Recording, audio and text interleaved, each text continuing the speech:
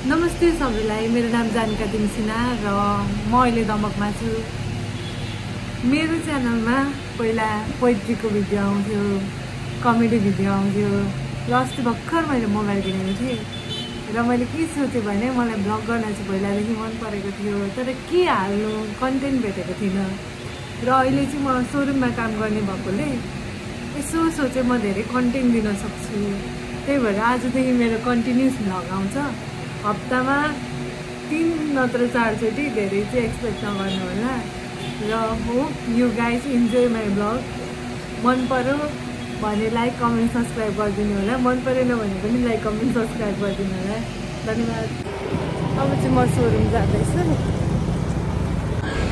पुलसम्म घरदेखि हिँड्दै गयो भने 30 रुपियाँ लिन्छ, नत्र घरदेखि गयो भने मलाई 50 रुपियाँ लिन्छ। त्यही भएर म पुलसम्म चाहिँ हिँड्दै जान्छु अनि मात्रै अटोमा चढ्छु।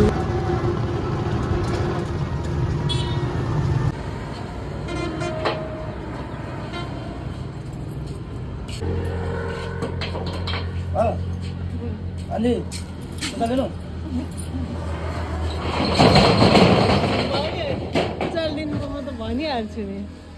यो चाहिँ हाम्रो मामा हो, ड्राइभर मामा, अर्को ड्राइभर मामा। ब्लग पो थालेको छु त मैले अहिले। ठिक छ,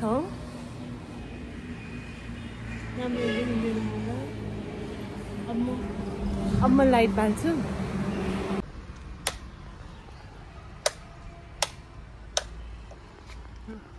बत्ती बलिसकेको छ।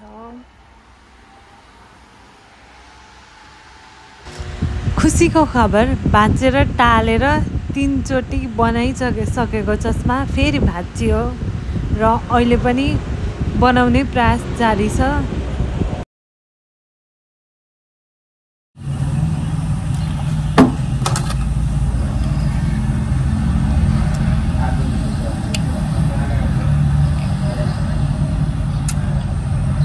गयो अब फेरि यो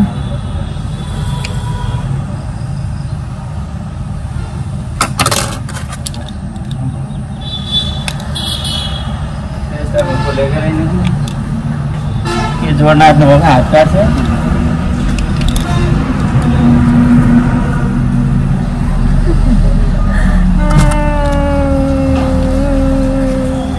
बाबा धेरै माथि गयो भने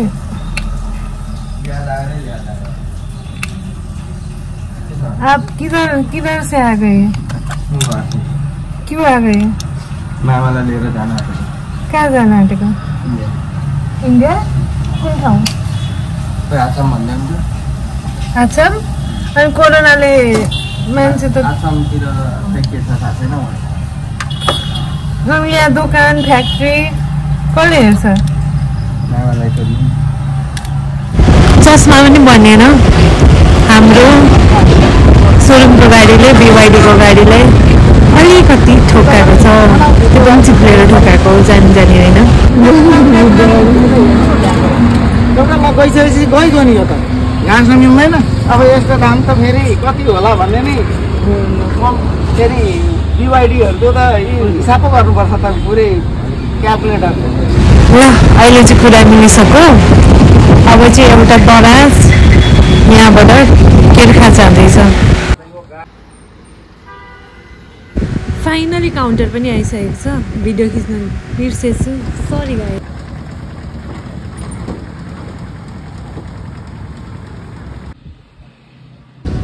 अहिले चाहिँ हाम्रो सर आउनुभएको छ भिडियो खिच्नको लागि। उहाँले चाहिँ अब 2-3वटा भिडियो हाल्नुहुन्छ।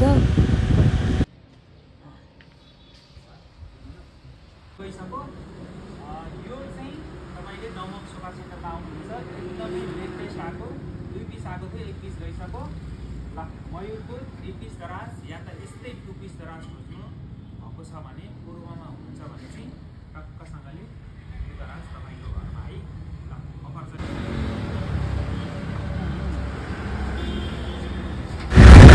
फेरि अर्को दराज लोड हुँदैछ गाडीमा। यो चाहिँ हाम्रो दमक 8मा जाँदैछ। यो सिसोको दराज, सिसोको बेड। अब हामी चाहिँ फ्याक्ट्रीमा जाँदैछौँ। फ्याक्ट्रीमा हाम्रो त्यो मिटर बक्सहरू अनि के भन्छ त्यसलाई, कोइलभित्रको के कोइलहरू त्यस्तै तारमा प्रब्लम आएको छ अरे। अनि म चाहिँ केटाहरूले के गर्दैछन् भनेर हेर्न जाँदैछु। तारमा समस्या भएको रहेछ भने त मोटरहरू त झ्यापझ्यापी गइहाल्छ त हो। अनि ल केटाहरू चाहिँ धमाधम काम गरिरहेछन् र यो चाहिँ हाम्रो यो फ्याक्ट्रीको अवस्था यस्तो छ। यो चाहिँ अहिले सोफा अर्डरको सोफा बन्दैछ। मेरो भिडियो त बनाएन नि नबनाएको के भन्ने कुरै छैन उनीहरूलाई के भन्नु काम गर्नु के सम्झेर तर साइकल राखेको छ के हिसाबमा यो त डाइरेक्ट यहाँ अगाडि कति तिर्नु हुँदै थियो त्यही अनुसारले दिनुहुन्छ। हाम्रो त्यहाँ दोकान चलाएको कसरी हुन्छ त्यो पहिले कसरी तिर्नुहुन्थ्यो त्यसमा गरेको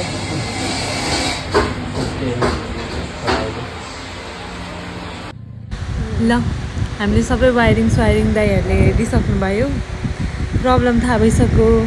अब त्यसको सोल्युसन झिक्नको लागि चाहिँ मेन मालिकसँगै कुरा गर्नुपर्छ। त्यही भएर अब हामी चाहिँ सोरुममा फर्केको।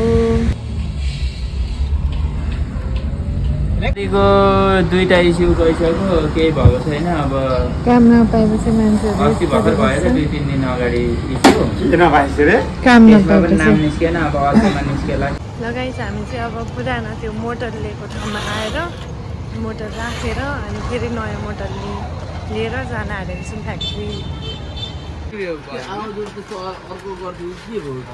अब फेरि हामी मोटर लिएर फ्याक्ट्रीतिर जाँदैछौँ।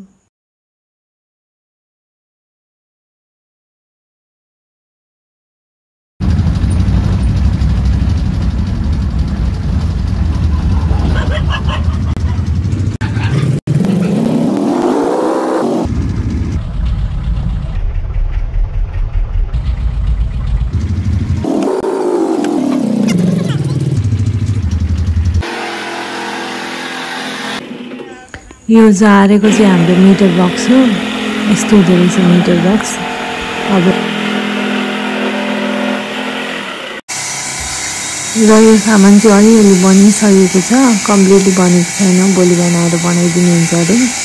तर भोलि पनि अब टुङ्गो छैन, दमक बन्द। यो बन्द भयो भने हाम्रो कामै रोकिन्छ फ्याक्ट्रीको। लगाइस अब चाहिँ रात पऱ्यो। अब चाहिँ म बन्द गरेर जान आँटेको। तपाईँहरू पनि घर जानुभएको छैन भने घर जानु होला, रातिसम्म नबस्नु। भोलि चाहिँ मेरो चस्मा के भयो अनि फ्याक्ट्रीमा त्यो बत्तीहरू बन्यो कि बनेन भनेर चाहिँ भोलि म देखाउने छु। अहिलेको लागि यति नै, धन्यवाद भिडियो हेरिदिनु भएकोमा।